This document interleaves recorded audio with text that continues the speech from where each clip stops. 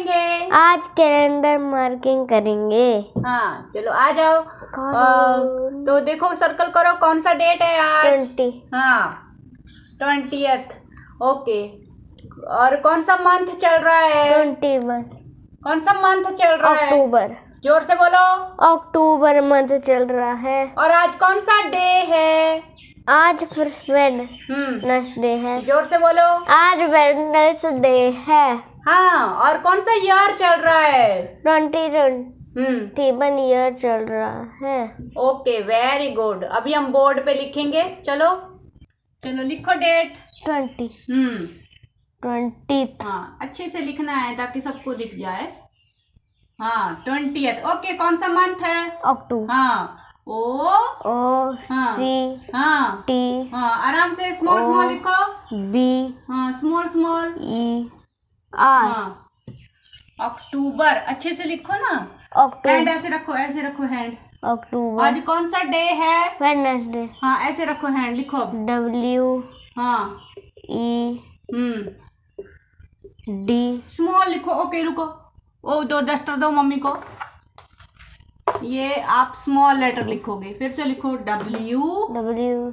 हाँ E small letter लिखो ना, स्मॉल ई। हाँ ऐसे रखो हैंड। D। हाँ D N। N लिखो लिखो N E S आराम से। D A by. हाँ क्या बना? वेडनेसडे। हाँ ओके। कौन सा ईयर चल रहा है? 20। हाँ 21 ईयर चल रहा है। हाँ okay very good. Hello guys, अभी आप लोग देख रहे थे कि अर्नब कैलेंडर मार्किंग कर रहा था।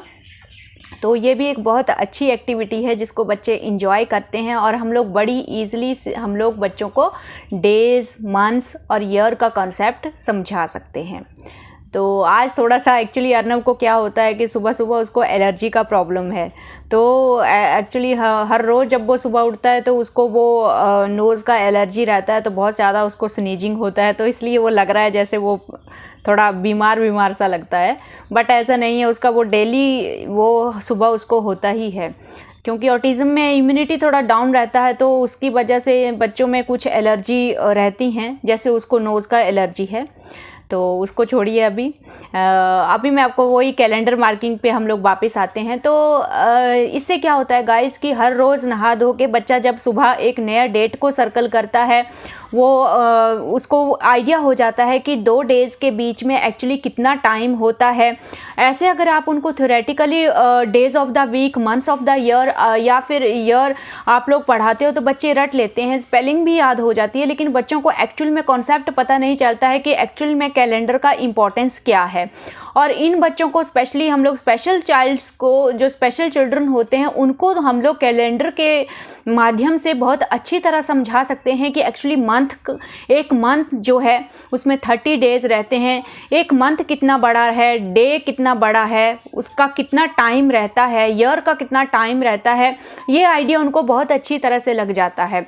हर रोज़ सुबह एक नया डेट सर्कल करना है। हर रोज़ सुबह आप उनको एक वो देखते हैं कि हर रोज़ एक जो नया डे है वो चेंज हो रहा है। आज संडे है तो कल मंडे आएगा, परसों वेडनेसडे आएगा, तो उनको डे का आइडिया हो जाता है, मंथ का आइडिया हो जाता है। क्योंकि जब जैसे आप मार्किंग करवाते हो तो उसके बाद आप कोशिश कीजिए कि बच्चा अगर लिखना सीख गया है तो आपके पास अगर वाइट बोर्ड नहीं है तो आप एक चार्ट पे बच्चे को रोज़ लिखने को बोलो। उनको स्पेलिंग्स तो अच्छा होगा ही, लेकिन साथ में क्या होता है ना गाइस, मेमोरी बहुत अच्छा होता है। वो बाहर वाले रूम से, हॉल से वो कैलेंडर में से सब मार्क करके आता है, फिर मैं उसको अंदर बेडरूम में ले जाके व्हाइट बोर्ड में उसको लिखवाती हूँ, ये देखने के लिए कि जो उसने बाहर से पढ़ा वो उसको मेमोरी में मतलब याद है कि नहीं है। तो स्टार्टिंग में क्या होता था गाइज, वो भूल जाता था, फिर मैं उसको बोलती थी जाओ देख के आओ, बार बार देख के आता था। लेकिन अभी क्या होता है, अभी वो भूलता नहीं है, एक बार मार्क करके आता है तो वो उसको बोर्ड पे पूरा याद रहता है कि हाँ आज कौन सा डे है, कौन सा मंथ है। तो इससे क्या होता है गाइज कि वो उसको थ्रू आउट द डे वो जो है वो याद रहेगा। हम जब भी उसको पूछेंगे तो फिर उसको कैलेंडर का ज़रूरत नहीं पड़ेगा, उसके माइंड में वो फिक्स हो जाएगा कि आज सुबह मैंने व्हाइट बोर्ड पे क्या लिखा था, कौन सा डे था, कौन सा मंथ था। तो ये बहुत अच्छी तरह से आप समझा सकते हैं।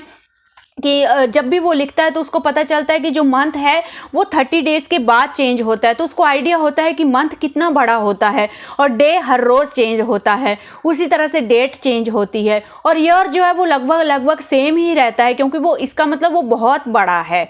तो आइडिया बहुत ही अच्छी तरह से होता है। और दूसरी चीज़, बच्चे इंजॉय करते हैं, और एक ऑर्गेनाइज एक्टिविटी ये उन बच्चों के लिए हो जाती है।